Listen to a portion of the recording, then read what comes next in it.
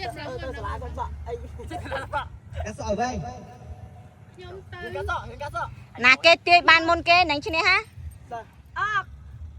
កុមារា បាទគឺខ្លួនឯងទីបាទកុមារាស្ពីក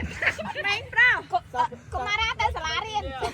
អូស្គយស្វាស្វាអូស្រីទៅសាលារៀនក ុមារាកុមារាដើរ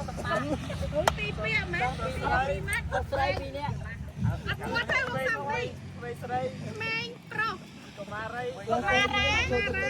មារាទៅសាលារៀន កាច់កូតកាច់កូត